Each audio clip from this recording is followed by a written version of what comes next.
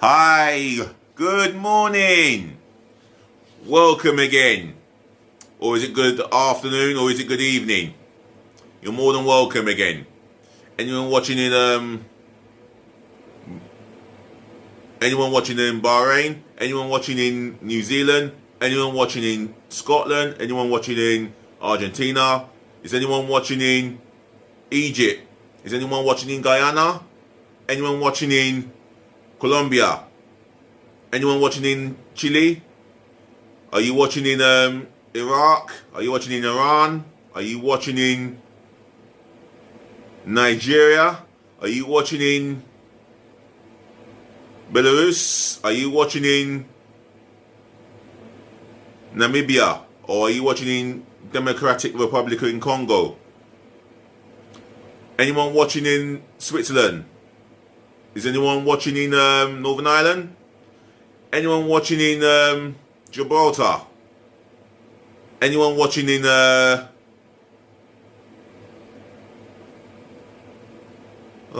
can't believe it. Anyone watching in Peru? Or anyone watching in Trinidad and Tobago? This is your host, your guy himself, DLG Reppin. Yes, I'm here again, and I'm gonna bring you the preview of Benfica yes, you guessed it, the Arsenal. So, ladies to the gentlemen, to the boys, to the girls, I'm gonna be previewing the Benfica Arsenal game. And now, Benfica, yes, they're former European champions. They're the reason why Man United became the European champions for the first time in their club history. But that didn't matter because 6-7 years later they went down. Well, let's leave the past alone. Benfica, a club that David Luiz will know very well, played for them. I think he started his career in Benfica. And he's a guy who, for me, started off as a CDM, and he's exceptional at that job. And Chelsea bought him for a big fee at the time, and I think they bought him twice. Chelsea fans, Benfica fans, feel free to jump into my comment section and give us your memory of David Luiz and the transfer fee. Another thing as well, with Benfica, their main rivals is like Sporting Lisbon, like Tottenham are to us. They hate Sporting Lisbon the same way we hate Tottenham. Yes. So it's like if you're in Benfica and you mention Sporting Lisbon, it's yeah. And likewise. So the hatred is so deep you just cannot mention any name. Well, you cannot mention their rivals on their own turf. Yeah, they're European champions. They've always competed with FC Porto, who are the dominant Portuguese side in Portugal. Well, some of us know and some of us don't know that the great Eusebio played for them. I think that's where he started his career. What else can I say about Benfica? Luis Saul. They produced some exceptional players. Gaetan, I don't know if he's still a Benfica player. Maybe he's moved on. Oh, Rui Patricio. They've produced some wonderful Portuguese players. I think Louis Figo Louis Figo went to Sporting Lisbon. Sorry, Benfica fans. Do forgive me for my knowledge. But yeah, they are former league but European champions. I do not know too much about them, but I do know that they're going to be a very difficult opponent for us. And if we are going to advance to the last 16, we get through Benfica. It's as clear as daylight, really. Clear, simple as. The message is put to us is a gauntlet, but we have to get through it. Can we do it over 2 legs? Well, if we defend the way we can defend, then we've got a chance. If we defend the way we defended against Leeds, then it will be a long 180 minutes of football. Let me tell you that for free. So, without further ado, I'm going to go into the starting 11. Here we go. My formation is the 4-2-3-1. We're going to stick to that I think we should stick to that for the 2 legs, unless Arteta wants to, unless Arteta wants or has to change the formation depending on the outcome of the game. And the first 20 minutes, of course, that's going to be vital in both legs. So, in goal, Bernd Leno.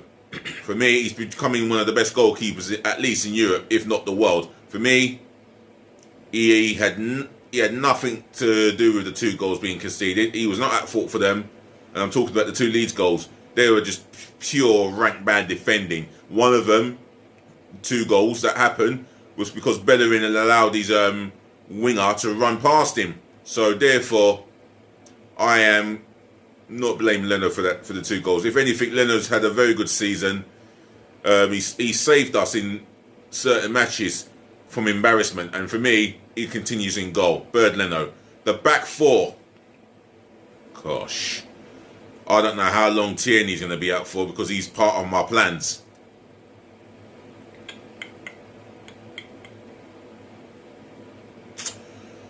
Oh, we haven't got a left back as well.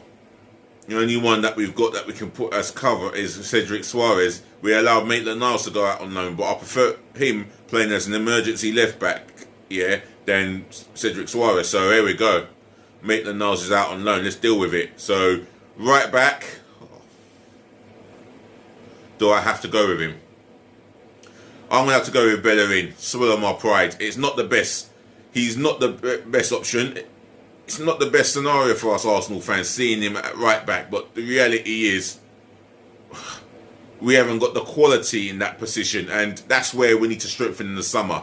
However, I'm going for Bellerin due to the fact that he's not done too bad of a job. But he can be a lot better defensively. And he's always found wanting. Hector Bellerin. My centre-half pairing.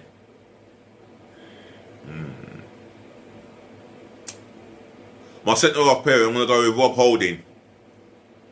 You know what? I'm not going to go with Rob Holding here.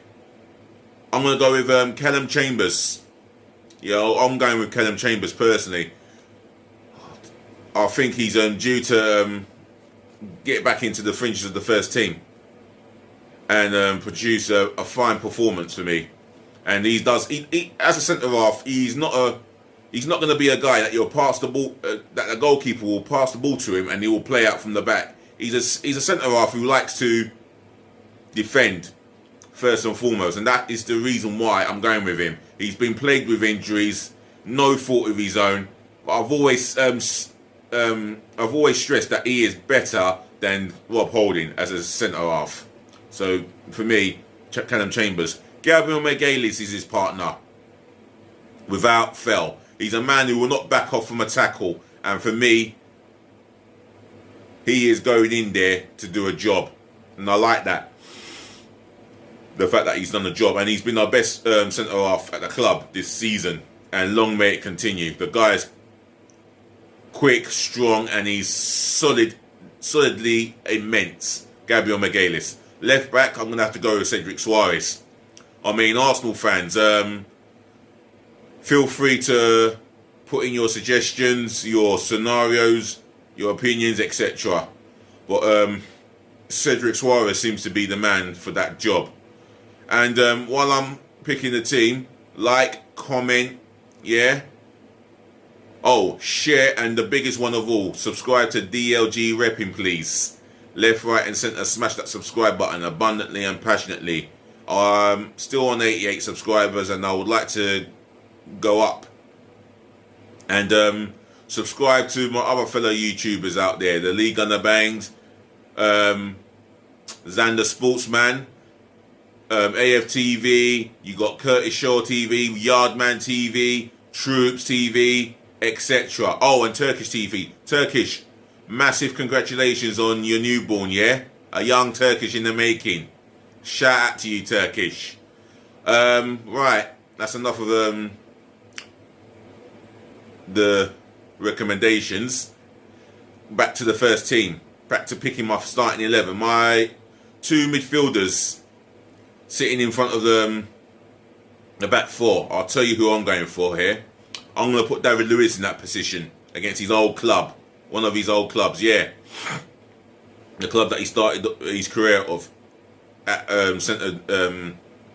centre defensive midfield. For me, you're going to need some. I think we're going to need some strength in there to make sure we don't get bullied. And David Luiz won't shy away from a challenge. For me, he's comfortable on the ball and very confident in his range of passing. For me, I'll take David Luiz in the midfield there. Alongside him, I'm going to go with... I've got to think this carefully. I'm going to go with Dani Ceballos. Yeah, I'm going to go with Dani Ceballos. I would have gone with Xhaka, but I would have gone with Xhaka. And I feel that he's unlucky not to get into this team of mine. But I'm going to go with Dani Ceballos for me. You know, someone who's technically gifted on the ball and spreads out superb passes in the midfield. And I'm going to go with someone like Dani Ceballos to do that job. So Luiz and Dani Ceballos in the midfield. Right, the three in front of the two. This will be interesting. Left wing forward, Bukayo Saka, our man of the moment, our player of the season, and a candidate for PFA Young Player of the Year. He is becoming a sensational, exciting player, and he deserved a goal on Sunday against Leeds. I'm playing him left mid. My man in the middle, Martin Odergaard. I'm going to give him a start in this game for me. He's a sensational talent, and the potential that this guy still has at the age of 22, it's frigging frightening. My word, is he a talented ability footballer, and the confidence that he's got with the ball, sublime. Martin Odegaard starts this game for me. Right wing, I put Bukayo Saka on the right hand side of the three. On the left hand side of the three, with Odegaard and Saka, Gabriel Martinelli for me.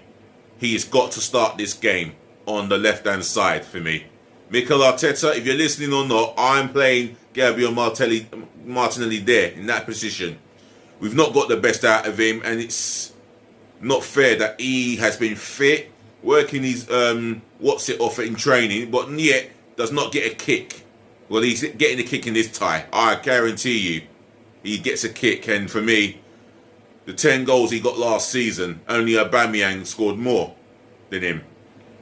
And for me, he gets a start in this game. The reason why he gets a start because of, well, you know he's got ability off the ball. On the ball. Off the ball, yeah. He's a warrior. You know, he likes to close defenders down, hustle, and that's what we need in this tie. We're going to need characters, and I feel by playing the team that I'm playing has a bit of character and a bit of flair. So Martinelli fits that bill. The lone striker, Pierre-Emerick Aubameyang, without fail. He starts as a lone striker for me. He's back with the goals, and long may it continue. He starts up front. Right, the substitution, Matt Ryan, without any hesitation. I mean, he'll be pushing Leno all the way, and if we sign him on a permanent deal, which I want, I love that. I would love that, because the competition will be so healthy, and he had an exceptional, great performance, very good performance against Aston Villa. Shame that it was a losing debut, thanks to Cedric Suarez. Anyway, he's on the bench. Substitute number 2, Rob Holding. I mean, I could have started him in this game. I felt that he's just not consistent to himself, and he will have about 2-3 good games and then 4-5 dodgy games. That's Rob Holding. It's just can't continue. So for me, he's on the bench. Substitute number 3,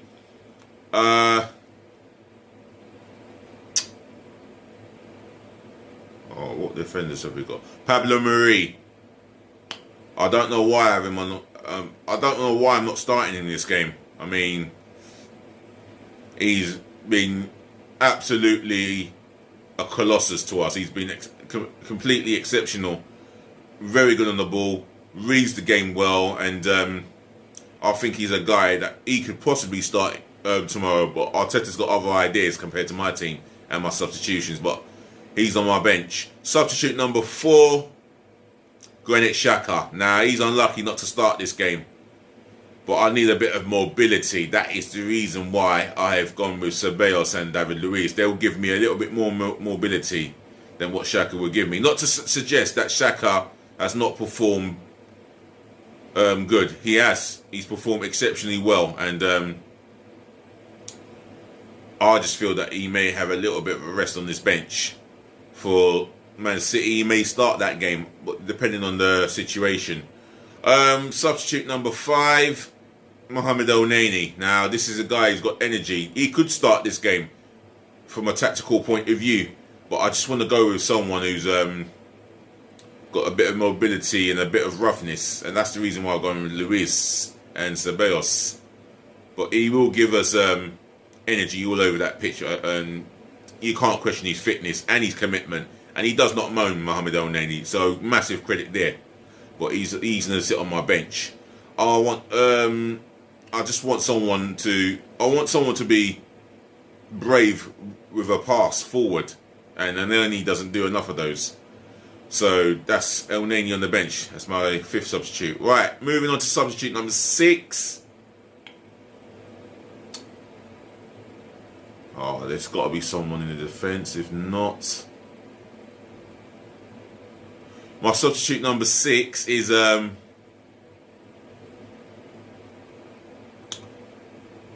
Nicola Pepe. Yeah, Nicola Pepe, substitute number 6. He has done well when asked to play on the left, and he's more effective on the left than he is on the right. I've gone with Martinelli because I want to give him some game time, and I want to install some confidence in him. And for me, as for Nicola Pepe, he will get his opportunities as well. But in this game, you need 11 players, and you need your wingers.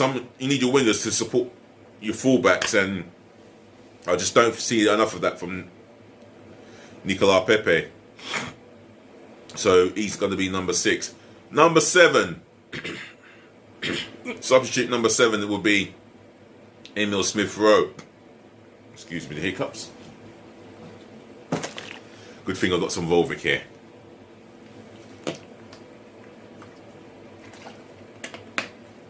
Emil Rowe for me. This is a guy that I highly like, I highly rate, and I want to give him some protection because as a 20-year-old, he's been doing exceptionally well, and the assist for Aubameyang's hat-trick, excellent. I might just bring him on within over half an hour to go, but for me, I want to protect this guy and give him as much rest as possible when I can do so. He's been absolutely outstanding since coming into the first team fold, and I want to reward him with many first team opportunities. He might start the Man City game depending on the situation, but for me, Rowe starts on the bench. Alexander Lacazette. Now, some may argue that he should start ahead of Aubameyang because of the formation that we're playing. But for me, where Aubameyang's got the pace and he's deemed as a runner, he will launch onto a Martin Odergaard through ball. And that is something that we want. And with Lacazette's form, you can't question it. And you can't question his work rate and the way that he holds the ball up. I like that. And the goals that he was getting as well. For me, I think if he's on the bench, he'll come off and make an impact. And that's what I want. Substitute number 9, following Balogun, ahead of Eddie Nketiah. How many times have I had to stress that? How many times will I have to stress that? He is a much competent striker than Eddie Nketiah. And for me, I would want to start him on the bench. And I think this guy has got more than potential. I think he's got the ability to score goals, hold the ball up well, link up with his teammates, and contribute towards the team. And for me, yeah, he's on my bench. So that concludes my starting 11. That concludes my 9 substitutions and the formation that I'm playing, the 4-2-3-1. Score prediction, Arsenal fans, Benfica fans, neutrals, leave it in the comment section below. Arsenal fans, if you've got a suggestion or scenario about my formation, the team that I've picked, my substitution bench, leave it in the comment section below. Share, smash the like button for me, left, right and centre galore, and let's see if I can avoid a thumbs down, as I always do, or I always seem to do, should I say. And please subscribe to DLG Reppin, as I said before. Smash that subscribe button for me, please. Left, right and centre, galore and passionately. And do it abundantly as well. Spread the words to your friends and your family by sharing this channel. I'll be back later on with another football content, yeah? And that is my aim. Otherwise, you take care, guys. Peace again, love again, and bless again. Ladies, to the gentlemen, to the boys, to the girls, thank you for watching, tuning in, listening and putting up with me. So I'm out of here. Be nice.